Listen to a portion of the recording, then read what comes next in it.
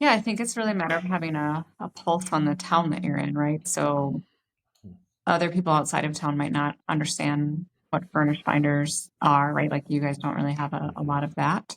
Right. But I think it's also being very aware of the market as far as market rate. So, it doesn't necessarily make sense to buy a $200,000 property, right? Because the rents may not match for that. So it's becoming really Hmm. educated.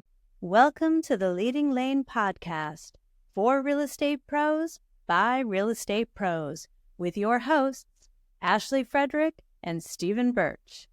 If you're looking for an honest, authentic, and raw perspective, you found it. Welcome to the Leading Lane podcast. Today, I want to ask questions and learn about your property management stuff that you do, Ashley, on your side, because I have property management, but more so long term Mhm. rentals. But you do something completely unique that I've never heard of, and I am very intrigued by it. So, what do you do? Yeah, so we live in a medical community, and we are busy with furnished apartments. So originally we bought a sixplex maybe 6 or 7 years ago. And we just had same thing, long-term tenants. We inherited several tenants. And then if you think about the timing of how that happened, I think that furnished apartments really took off with COVID. So when COVID happened, there was a nursing shortage, which was greatly exposed, which we still have not recovered from. And so I just saw that some other people were making their like single family homes, furnished apartments or whatnot. So as our long-term tenants started moving out and into houses or out of the area, I started swapping them into furnished apartments. And then, I mean, it's been wild. It's been crazy with, right? Like that went so well that we then swapped another long-term into furnished.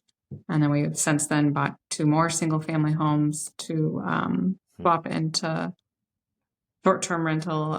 It is very unique and very time consuming compared to a, year lease or whatnot. These are typically 13-week leases because they've been hired for that time frame. I will say, luckily, as of recent, almost everyone gets like renewed another 13 and another 13. And some people we've had for almost a year. I think that that is the halting point is they can't do more than a year in one area. Hmm. So, I mean, are you able to basically negotiate how long the individual needs, or is it always a set 13 It's different with, contract? yeah, it's different with every person. So I'm just more or less lining up with whatever the medical complex has offered them. So Hmm. some people get offered 6 months right away. We can do that. Most of them are 13 weeks, but then again, they normally know halfway through if they're going to get extended. Sure. So, what does your vacancy look like then? Like, how does that look? Do they sit for a long time, or? So we typically have like 2 days to swap, Hmm. which is pretty wild. I would say every now and then, like if we weren't good at updating the sites or something like that, they have sat, but otherwise, we use Furnished Finder, its website, but we've also been really lucky with just word of mouth. So Hmm. somebody that might currently be a tenant and then they meet another traveler, or a lot of these travelers travel together. We've been able to fill them just by word of mouth, but basically they'll submit this request that they're looking for a placement from X day to X date, and then we line it up with our calendar. So like our calendar on that portal will show that there aren't any openings until a certain date.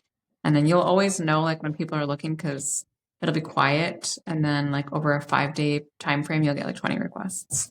Um, I think a lot of them are putting out requests like to numerous people, which is a little frustrating because then you think someone's going to move in and then they don't move in, and really odd. Like some people will be like, "Can I move in tomorrow?" And that to me is crazy. Like how you plan life that way. There are some people that end up staying in hotels until they have what they want. Um, I think one unique thing for us is that depending on the situation and depending on the house, we allow animals. And you would be shocked the amount of people that travel with their animals. I would probably say more than half. And a lot of the other ones here in town don't allow for animals. So we have been able to, make up some difference there. But obviously there's other things you have to worry about there too as well.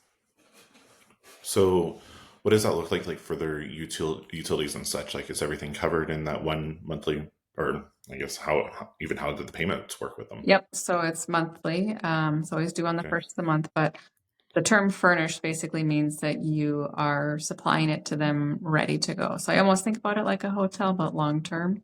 So that includes all Okay. utilities, internet. One of my favorite things is then we stage the whole entire house, if you will. So it's got to be couches, beds, silverware, all of the things. They're responsible for their consumables, but we're responsible for everything else: lawn care, snow removal, trash. So basically, it's kind of like an Airbnb, if you will, but for like furnished finders, specifically like in the medical field industry. Is that correct? Correct. Yep. Yeah. So we had, we had one of our properties on Airbnb for a while, and I just like, to me, that was more frustrating. Like they would be weekend stays, which I do understand. Like I like to stay at a VRBO if I can versus a hotel, but then like I'd almost be giving up a 13-week contract because someone had a 4-day stay in the middle. So I actually just removed everything from Airbnb and just solely stick with them for now. So, I mean, real estate really, like we hear it all the time. It's the fastest way to get wealth and build wealth. What made you want to get into the rental world? Because that's a whole different beast than just sales. So what made you step over there? Yeah, I think some of it has to do with Ben being in construction, right? So I looked at it from the standpoint of we have an in there, if you will, as far as maintenance. Like Ben can take care of a lot of those things himself. But the very first property we bought was actually Ben's grandma's house.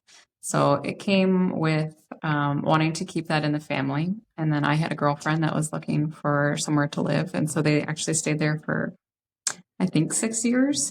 So that was kind of our original in, if you will. And that was really to keep it in the family. But then once we started seeing that, I had a friend that had numerous investment properties and kind of slowly but surely started kind of selling them off and asked if we'd be interested in a sixplex. And then you're right. Like I started thinking about it more long term as to, 20 years from now, and we're slowing down and we're looking at income, either monthly wise, what that looks like, or you sell the property and you take that and either invest it in, stocks, et cetera, or you can sell a property to buy maybe a second home somewhere. All those types of things. You just start wondering, like, how can real estate really work in your benefit? I've had that discussion with clients too. There's a lot of clients that bought at a really good time. They could likely sell their house for $100,000 or more, but with such a low interest rate, if they're at 3.5%, like, right, does it make sense to keep that even for another 5 years so that, maybe when their kids are in college, they can sell that property and not have to be so financially strapped. So what are some other ways that you either do or know of that if you're in real estate or even if you're not in real estate, how do you maximize and capitalize on the industry to continue to grow your portfolio with just not having to sell every day? Yeah, I think it's really a matter of having a pulse on the town that you're in, right? So other people outside of town might not understand what furnished finders are, right? Like you guys don't really have a lot of that. But I think it's also being very aware of the market as far as market rate. So, it doesn't necessarily make sense to buy a $200,000 property, right? Because the rents may not match for that. So it's becoming really educated. I think, I have a ton of investors. So it's also finding a realtor that understands that area and a lot of them aren't local, and kind of find those sweet spots for you, like maybe it's 140,000, but it's also, maybe finding one that needs a little bit of work and you can update it. Because that's the other thing is people are pretty picky. Like I know when I look at VRBOs and I know when we send each other ones, like I'm not looking for the ones that have the paneling or, the shag carpet, right? Like you're looking for the ones that have been really well maintained. So I think that when people are looking for ways, like you can start small. I just had that discussion with another friend of mine, like you don't have to buy 10 at one time, like buy one, just start with one and test it out. Cause I think people are also, it depends. It's very different if you're doing furnished versus not furnished, right? Those are very different numbers. you're not doing furnished, right, that's typically a different rent number. You don't have to worry about furnishing it. You don't have to worry about utilities. You typically do have a longer, tenant. So there's definitely advantages that way. I think the rental market is interesting wherever you are. We deal with a shortage of inventory for houses in general. So there is some, avenue as far as having rentals available for people. Not everybody wants to live in an apartment building. So I think starting small is probably the most important thing. Like I said, we started with one and did that for a couple of years. And then it was like one more. It's not all a bunch at one time. Do you plan on adding more? I do. The goal I've always said is like one a year. We have about 15 more days to make that happen. So that's probably not going to happen. Our last one was actually like December of last year. So we like to wait till the year before that was November. So we like to wait till the end of the year, but it has to be the right. Ben is very picky when it comes to properties. So we did look at 2 other ones this year that Ben said no to. So darn Ben. But right, it also lends itself to some other opportunities then, right? Like it might not be in this area that we end up having properties, right? So that's always something that I think the more we've traveled, maybe we've talked about that. It doesn't necessarily mean you have to have a rental in your town, but if you like to go somewhere, expanding those horizons into other markets and seeing what that looks like is kind of, I think, where we're headed. But I also don't want to work until, I'm 60 and trying to figure out what that looks like so that you have the ability to retire early, if you will. I've had a lot of clients lately that are maybe in their like mid 60s and they talked about how they had all these plans when they're going to retire, and now one needs a hip surgery and one needs a knee surgery and not feeling so hot. And then when they go and they travel, they can't get around like they used to. So this really makes you kind of think a little bit more about what that looks like, and how you can take advantage of time and money and resources, make the properties work for you. Of course. I mean, what you're doing is real life Monopoly. Yeah. Right? Like you're building, it's kind of a fun game to look at it that way and continuously stack it for whatever your future holds. And I think also too, like with what you guys are doing is it's going to allow you to basically have endless opportunities, right? Like, yes, you don't have to physically be there to manage it. You can hire somebody else or have a team to do that for you. But this now becomes passive income, if you will. And you have equity that you're building into these things so you can go and add on to it or whatever you choose to do. So I think it's very lucrative, but also flexible. So you have many different avenues that you can go and make money off of it or liquidate out and cash out on it too. Well, I think we like to do it that like ones that we buy, we except for the 6-plex, we remodel those as we go. But otherwise, we would really like to just remodel them from the beginning. And then we don't worry about anything. We don't get all these extra calls or whatnot. But, I think what you've led us to is obviously looking more at property management, which is another tool. So tell me about that from your side, I guess, right? Like, how does that look like for you? Because you do so much property management. And how do you feel like people make that shift from owning to property, renting out properties? Say that again. Like, how do you, like, because you have so many, like, what makes it, do you think, in your area that it's like people decide to rent their property, especially long term? Actually, I think that a lot of people at first couldn't sell. That's kind of where we were at. And so they didn't know that there were other options and they didn't want to obviously have it go into foreclosure. So talking to them about going on to the rent side, the property management side of things, and creating an investment now, because the majority of our stuff, because the military base is here, like people are BCSing out. And so they don't have a huge future plan as far as knowing exactly what's going to do. They're being told, when they're going places. So I think people just kind of fell into it. But then we do have, we've landed a lot of investors that do this. This is what their side gig is for sure. And just like you, like they're wanting to continue to build their portfolio. And when there's an opportunity that pops up that might work for them, we always give them a first call and see if that's something that we can keep them inside of our portfolio instead of going somewhere else. So But property management was not something that I wanted to do at the very beginning whatsoever. Kind of fell into my lap. So I'm very thankful that we now do that. How many And do you we have Shawnee. manage? We have 250 right around there. Amazing. So yeah. And I think you actually changed my mindset on why don't we have our own personal portfolio. And for the longest time, the financial advisor that I was working with basically was like, why would you want to put all your eggs in one basket? If you own the brokerage, you have property management company, like everything is in real estate, don't put all your eggs in that one real estate basket. Well, hell, now looking at it, like I have staff that handles property management. We have a full team that does it.